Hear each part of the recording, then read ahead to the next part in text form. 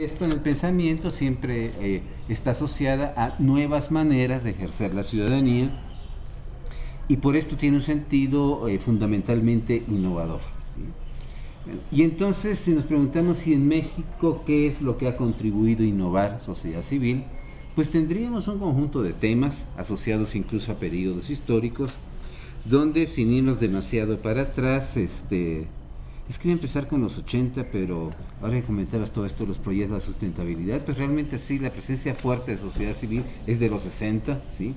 Cuando hay toda esta idea de impulsar el desarrollo social, muy vinculada a grupos de iglesia, ¿no? Con esta idea de Pablo VI de que el nombre de la paz es el desarrollo, ¿no? Entonces, con todo esto, ¿verdad? Se empezaron a dar experiencias de sociedad civil en el país, ¿sí? Y ahora sí me paso a los 80, ¿verdad? Donde se empiezan a desarrollar un conjunto de procesos, ¿sí?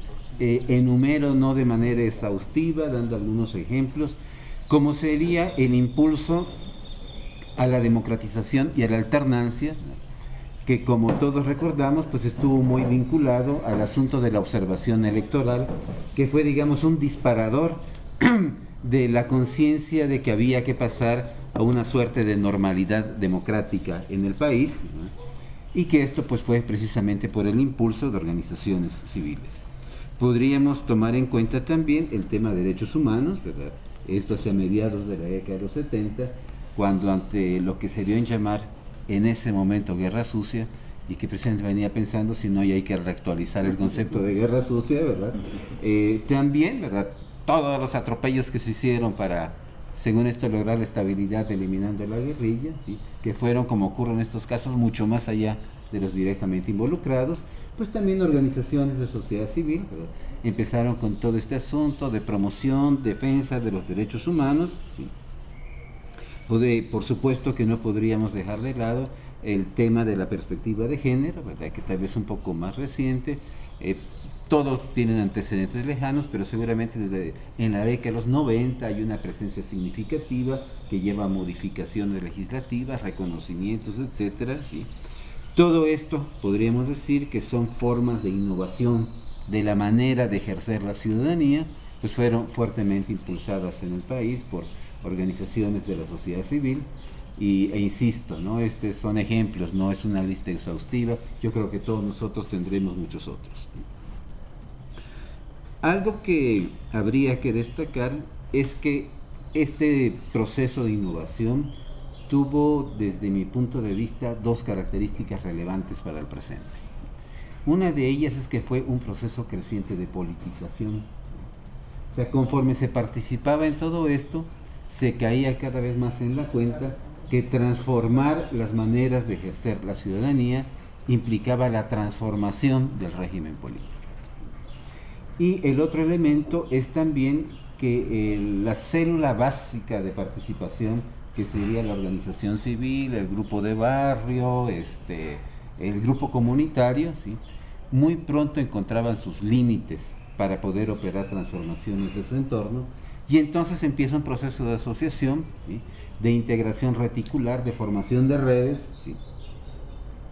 El cual es hipótesis, tal vez ahora estemos viendo su momento de que llegó a su techo y a lo mejor ya empezó su descenso, hipótesis que trataré de explicar más adelante.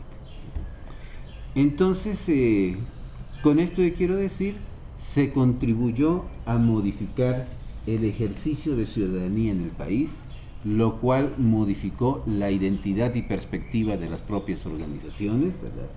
Vía esta politización, y también modificó su manera de articulación a través de redes de organizaciones. El balance de todo esto, ¿qué tan positivo podría ser? Pues como ocurre en estos casos, tiene una parte positiva y una parte negativa. Esto es en términos positivos lo ya enunciado. En términos negativos, ¿sí? Esta transición a la democracia pareciera que se quedó a mitad de camino. Esto es, hoy no podríamos decir que México es un paradigma, es un modelo de democracia. Hay alternancia, hay cosas que no había en el pasado, pero faltan muchas otras, ¿sí? Pero lo que es más, ¿sí? el propio proceso de consolidación, no de consolidación, de aparición de un sistema de partidos dio lugar al desplazamiento de la sociedad civil. Esto es, muchísimos grupos, tal vez el más emblemático fue Alianza Cívica, ¿verdad? Contribuyeron en mucho a que hubiera libre juego entre partidos, pero una vez que hubo este libre juego, le dijeron adiós, ¿no? Que a la vez habrá que decir, no es un fenómeno privativo del país. Cuando en Polonia hubo todos estos cambios entre los 80 y los 90, ¿sí? Los grandes teóricos de sociedad civil, unos años después decían, ¿y qué fue lo que pasó? ¿Por qué ya nadie se interesa por la sociedad civil? Y la respuesta me parece que es relativamente sencilla, porque se dio paso a actores profesionalizados de ese ámbito, como son los partidos, y por supuesto que son los que tienen mayores capacidades de hacer prácticas políticas.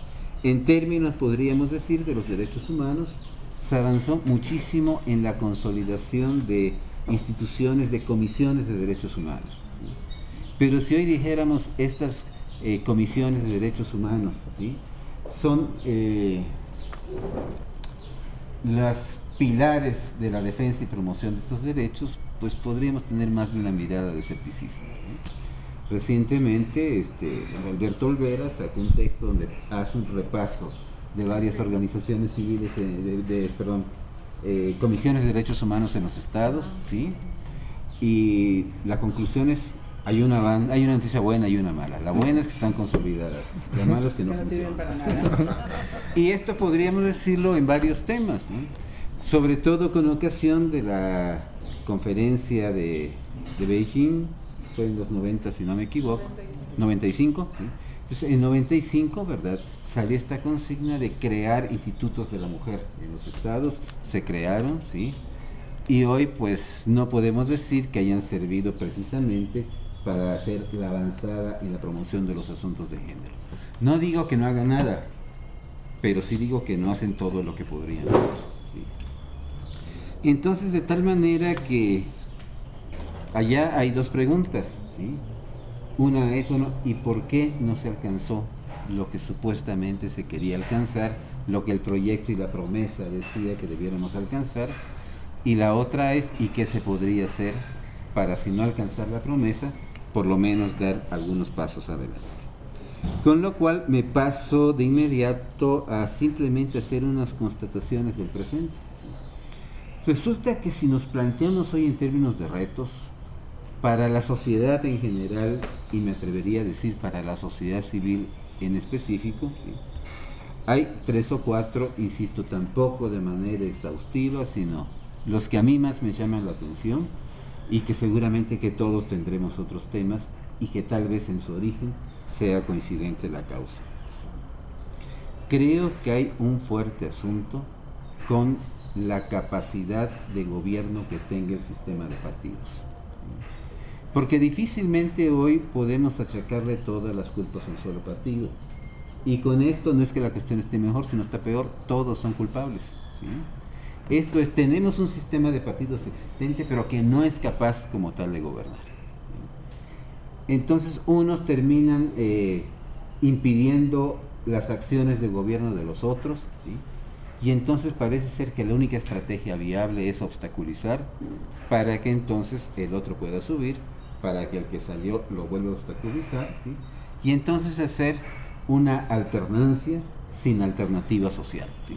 Sí, nadie puede negar que hay alternancia, pero con esto no se ha construido una alternativa social. Frente a esto, ¿qué es lo que se podría hacer? Y entonces, para ir mezclando de una vez con algunas ideas que están en el presente, ¿sí? Por ejemplo, un espacio donde se integran organizaciones civiles, sindicales y campesinas, ¿sí?, tiene algunas propuestas de reforma política que al parecer no son extraordinarias, no son ni la revolución, ni la toma del Palacio de Invierno, ni nada, pero parece que algo podrían contribuir. Por ejemplo, una de las propuestas es, ¿y por qué no hacemos que el Plan Nacional de Desarrollo lo apruebe el Congreso? Algunos decían, no, pues estos diputados van a acabar de destrozar el país. Pero, ¿qué habría de fondo detrás de esto? El problema, ¿sí?, es que incluso vemos que se forman alianzas de partidos, pero son alianzas electorales, no son alianzas de gobierno. Esto es una vez que se logra el propósito electoral, pues cada quien por su lado, ¿sí? Y ahí no pasó nada. Y efectivamente no pasa nada, ¿sí?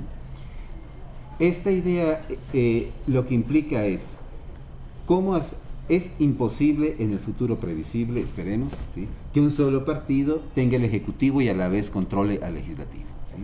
Pareciera ser que eso ya no es previsible. Pero entonces, ¿cómo hacer, ¿sí?, para que en vez de competitivos puedan ser complementarias sus acciones? En la medida en que todos aprueben el Plan Nacional de Desarrollo, quedan comprometidas con esas líneas específicas de acción, ¿sí? Y por otra parte, ningún gobierno podría funcionar sin contar con un consenso básico de los demás partidos, ¿sí? Esto no es nada del otro mundo. Incluso en un panel que se hizo para discutir este tipo de cosas, los representantes de los tres principales partidos políticos estaban de acuerdo en que era una alternativa viable.